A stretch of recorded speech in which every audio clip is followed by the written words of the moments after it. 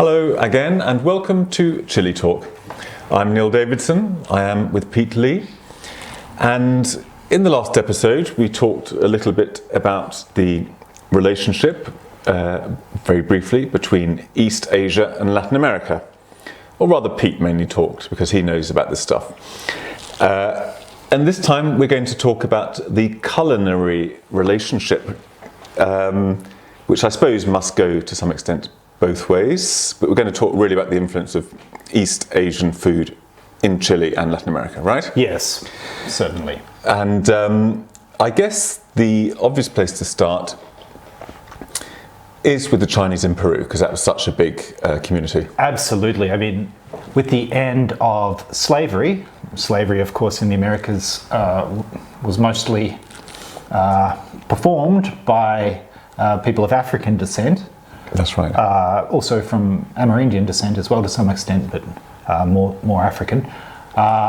When that ended during the 19th century at different points in time, and in Peru's case in the 1830s or 1840s, we're not quite sure when they managed to abolish it, the different agricultural producers needed a source of cheap labour. And one of the places they found it was in East Asia, particularly in China, the south of China, Hainan, Guangdong. And of course, Hainan was a penal colony in the Chinese imperial system. People who had made infractions or villages that had risen up against their lords were sent to Hainan. And from there to Peru? Yes, they were sourced from there. Rather as the English sent their convicts to Australia. Absolutely. That's where a lot of Australians come from. And in the case of Peru, yes, basically similar to slavery, on very restrictive contracts. People were brought over for contracts of 10 or 20 years. This is the indentured labour system, which was pretty widespread throughout the European colonies, wasn't it? Yes. And actually, something very interesting happened in Peru when Peru was invaded by Chileans. Of course, in the War of the Pacific, as it's rather grandly called. Yes, which ran from 1879 until 1884, we usually claim the end. This is a very important war in Chilean history, precisely because it's the last foreign war, really, isn't it? I mean, yes, worth speaking of. There have been skirmishes. Yes, the last full-blown war. And in fact, northern Chile was acquired by invasion. Both That's it. The coastline of Bolivia and southern Peru. And so Chile successfully invaded Peru. And what happened then? Well, something very interesting happened with respect to the Chinese indentured labourers on the farms. One of the Chilean military leaders, a man named Patricio Lynch, had been in the British Navy during the tensions, the Second Opium War in the 1860s, I believe, with China over possession of southern China and the European and Japanese colonies in Shanghai, for example. And he had acquired some of the Cantonese language. Oh, is that right? Yes, and he was able to communicate with the people who spoke Cantonese and Hokkien, the language of Fujian. I see. So he could say to them, how do you like it here? Are you happy? Yes, and they were not happy with the way that they were treated working on the farms in parts of Peru, and they rose up against their masters. Most of their masters ran away, and a lot of these Chinese people moved to the cities of Peru, and they brought with them the cooking techniques of China. So this whole tradition of Chinese cooking had existed, but in a capsule before that, in the countryside, yes, among the Chinese themselves. Yeah. And when it entered the cities, obviously it transformed Peruvian cuisine, and eventually there is a distinct cuisine that is called chifa, which simply means to eat rice. One of the words for a meal, obviously, in Chinese. Chifa is Chinese Peruvian food. Right. It's a distinct style, but all Peruvian food is influenced by Chinese cooking techniques. I see. Can you give us an example? Well, I mean, anything that involves emulsions, combinations of egg and acid to make a sauce. So there's a very famous sauce which is called waikana, which is used in a lot of different things. It existed in some form, but the modern form owes to Chinese cooking techniques. I see. Yes. So, yeah, a lot of influence coming from there. That's all right. thanks to the Chilean invasion.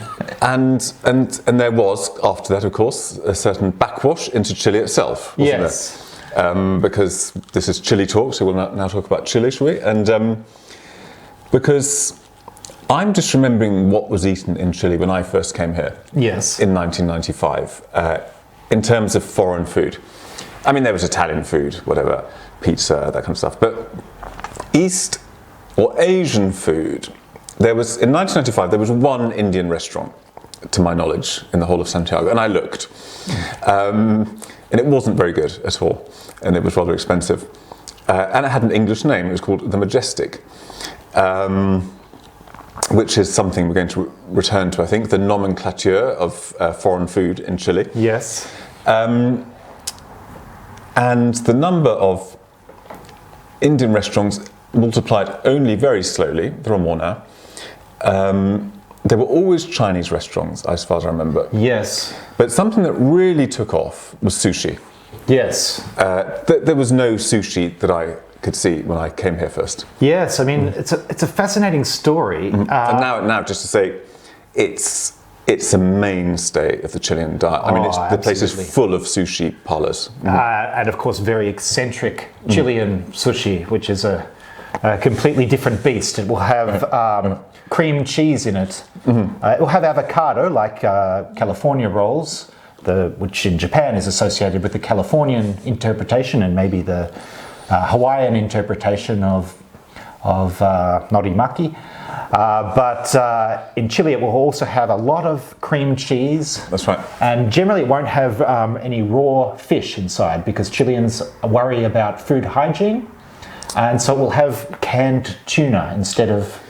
yeah, certainly around here, in this part of Santiago called Ñuñoa, which is fairly nice and civilized, I see raw fish, so maybe it depends as well on social class and things like that. And also the development of the concept. It has moved on quite a bit from its most extreme forms. Right. But I have to say, I mean, I do not. I mean, in my ignorance, I have not visited Japan or China. I really had not eaten much sushi. So when I was given something, for example, called gohan, which contains avocado and cream cheese, I just assumed that was how it was done. And I was a bit surprised. I thought, I didn't know the Japanese had avocados, Yes. Well, gohan is the name of what would be called the different kinds of don, just rice with something on top. And here it is called gohan, which is obviously is Japanese for rice, much like chufa is each rice.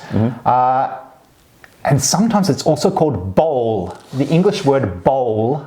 Back to this English terminology. Yes, bowl means world class and international, I think, in the Chilean mind. That's right. That's right. And this is a strange food that's obviously very easy to produce. You just get some rice. Not necessarily the Japanese short grain variety, which is expensive. But just long grain rice. Just any kind of rice, and you put something on top, and that is gohan or bowl. That's right. And I mean, it does. It must be said that sushi is a dish that makes perfect sense here because, as a 19th century Chilean writer said, Joaquin Edwards Bello, I have some of his books here. Chile is a land of biblical abundance, and nowhere more so than in its ocean, which is just teeming with all kinds of seafood. Well, and actually, if you think about the Chilean coast, it's actually diagonally opposite Japan, and it has a very similar currents of water. The water is cold, and it's very rich in seafood. And one of the big exports, actually, from Chile to Japan and South Korea is actually sea urchins. That's right. which are not eaten very much traditionally in Chile. Now people are realizing that they have a lot of iodine and they're very healthy, and people in Japan and Korea and China love them. But these uni, as they're called in Japanese, are exported in grand quantities from Chile. Actually, 90% of the world's sea urchins come from Chile. Oh, really? Yes. So there we are, clearly a land where sushi should be eaten, Yes, but there is this fear about food hygiene, and inland in Chile, such as in Santiago, people don't really eat a lot of fresh fish. It's rather the same case if you buy milk here in the supermarket. It's hard to find fresh milk. It's always UHT. Yes. A kind of basic lack of confidence in the food chain. Yes. Or in the keeping things cold. Yes. Yeah. Mm-hmm. No, it's difficult to do. So there is this sushi here in Chile now. Now, if we go back to Peru, in the 1970s, some of the most innovative fusion food, so the combination of different cuisines, was happening in Lima, right, the capital of Peru. And one of the most important examples is actually the second generation, the Nisei, Japanese Peruvian chefs, interpreting both Japanese dishes for a Peruvian palate, but also Peruvian and Hispanic traditions with a Japanese touch. And perhaps the most famous example is called ceviche. Now, ceviche actually seems to originate in the Mediterranean somewhere. I see. It seems to be an Arabic word, but there are many people who claim that it's actually an American word from Quechua, the language of the Inca Empire, and there are people who make arguments that that's where the word comes from. It's not true, but they really like to make these arguments. Ceviche also exists in Mexico, where they often make it with clams.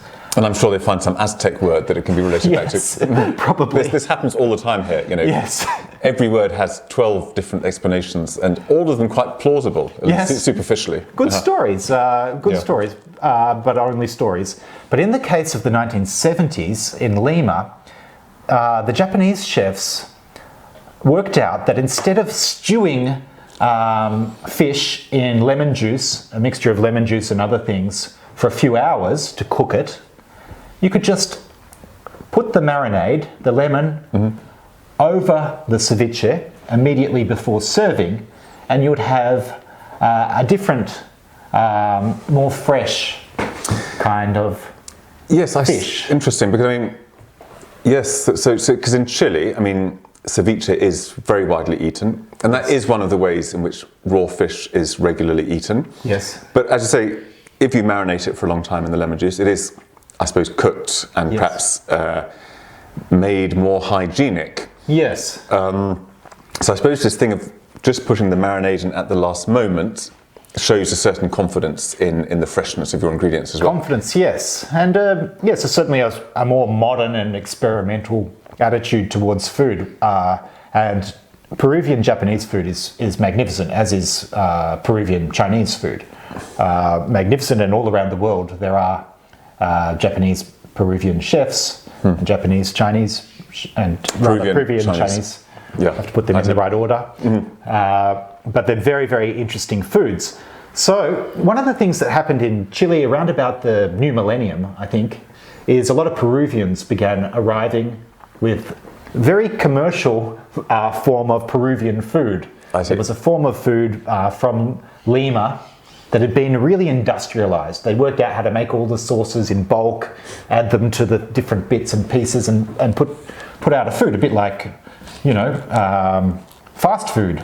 Yeah. More expensive than fast food generally, I would say. And very good food. Totally transformed Chilean cuisine. That was the major introduction. There had been some Italian, but that was mostly an Argentinian version of Italian, I think, more than directly from Italy. Because what did the Chileans eat? Hang on. They ate meat with boiled potatoes and stuff, really, I suppose. It was rather like English. Yes. It was rather like English food in a way. Yes, it was very, very traditional. but with American ingredients, more like corn, sweet corn. Yes, maize. potatoes, very nice potatoes. They had a fairly basic diet, and it's been dynamized with really watered down Peruvian food, not as spicy. Chileans don't like things that are very spicy. That's right. And well, but perhaps we should just say that although we're talking about the East Asian influence, Chile does have, of course, its sandwich, which is a great creation, and involving, the avocado, use of avocado in gohan. Yes. It's also used in the hot dog. Yes.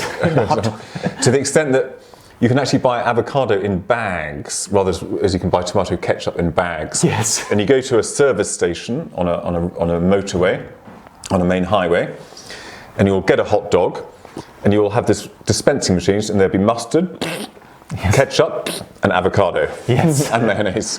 And Chileans consider avocado to be a particularly Chilean thing, even though it was only introduced to central Chile by the Inca, just prior to the arrival of the Spanish. Right. It's not actually native to central Chile. Right. And there were huge irrigation works to support the plantations of avocados in central Chile. The word for avocado here comes from Quechua, from the language of Peru. Which is, the word is being palta. Yes, palta. And yes, Chileans consider adding avocado to things to be particularly Chilean. Yeah, and possibly they do it more than other people. Yes. So we get to the point where a hot dog here is similar to sushi in a roll. And a kebab or a shawarma is similar to a hot dog with a different kind of bread. Right, that's right. So everything converging on a particularly Chilean style. So perhaps let's just touch briefly again on this naming, because who knows who established this tradition? Maybe it was the Majestic, I think the first Indian restaurant, which is called in English the Majestic. Yes. Because I suppose possibly the founders were well used to the world of Indian restaurants in English-speaking countries. Yes. And perhaps they didn't differentiate too clearly between them and the rest of the Western world. Yes. And they just assumed that in the Western world, Indian restaurants had English names, I think. Well, I think for Chileans, obviously Chileans can understand the word majestic, and they can see that it's English. So this means this is something international. It's coming from somewhere else, from the wonderful cosmopolitan world out there somewhere. Yes, that's right. Which Chile was cut off from during the dictatorship. Yes. And any breath of air from the outside was welcomed, wasn't it? Yes. So English sort of means modern, and you'll get very strange expressions here. French tacos, which is a kind of kebab with cheese in it, basically. Doesn't have a lot to do with Mexican tacos. There is actually a French tacos restaurant in Santiago now. And instead of being called tacos français, like it would be called in French, or tacos franceses, as it would be in Spanish, it's actually called French tacos. Right. In English. Because English means international. Yes, that's it. And France is international. I don't know how French people would feel about it. The owners are French. Are they? Yes. Oh, really? How extraordinary. So they can't plead ignorance. I told them how degrading it was to do that, but that's what they do. And it's the same with things that are branded as Chinese. They'll use English. That's things right. that are branded as Japanese, they'll often use English. Very strange behaviour. That's right. And just sort of on a slightly mysterious point about the establishment of taste, when people in Chile think of curry, they think of Thai curry, I think it's safe to say. That wasn't always written in the stars. A few years back, certainly a good few years back, 10 years, perhaps more, in the supermarkets, when you have these pre-packaged, potted curry sauces, they gave pretty much equal space to Thai and Indian. Yes. And for some reason, it was the Thai version that appealed to the Chilean palate, and the Indian ones just started disappearing. So in most supermarkets now, you won't find a pre-packaged Indian curry, but you will find a lot of Thai curry. Yes. Well, I mean, the interesting thing about what is often called Thai curry, in English at least, which is called kang in Thai, is lemongrass is very prominent in it. Yeah. Which is grown a lot in Latin America. It was introduced from Asia to Latin America, and it has a very pleasant taste. Heat isn't so important in those sort of Thai products. I think that appeals more to Chileans than a really hot. Maybe that's it. Curry. Maybe that's it. Of course, Japan has its own curry tradition, which comes from the Navy and British naval influence, similar to the influence of the British Navy on Peruvian food via the influence of the Chilean Navy. Kare raisu, rice curry, which was considered to deliver certain vitamins to the Japanese sailors, and of course is a very popular food, particularly in port towns in Japan. This kind of curry is also, to me, it seems more similar to a Thai or Southeast Asian curry than an Indian one. It's dark, but the flavour profile is a bit more like something you would find in Indonesia or Thailand or Malaysia. I see. And I read that the first Japanese curry restaurant in India has been opened. Oh, really? Yes. So that's taking coals to Newcastle, isn't it? Yeah, which is very interesting. And of course, it's a very different product to curry as it's historically understood in the different parts of India, where there's a lot of variety. Of course. As well. Yeah. Okay, we should probably be wrapping up. Do you have any other points you wanted to touch on? No, I think that's the story of Japanese and Chinese East Asian influence on food here in this part of Latin America. It's very interesting. We don't get much mayonnaise in Chilean sushi. And Chileans absolutely love mayonnaise. Mayonnaise was introduced by German immigrants to at least massively along with a lot of the sandwiches that Chileans like so much from the 1960s. And Chileans don't put mayonnaise in the sushi in the same way that, say, Kewpie mayonnaise is used in Japan classically, and also Korea, of course, where they have their own kinds of sushi. It's not used very much here, and that's quite interesting. We prefer to use cream cheese, Philadelphia cream cheese. That's right, whereas they lather everything else with mayonnaise. So they put mayonnaise on everything, yes. But that. So, well, with that mystery, yes, I think we will leave you. So thank you very much for joining us here on Chile Talk, and hope to see you next time. Many thanks.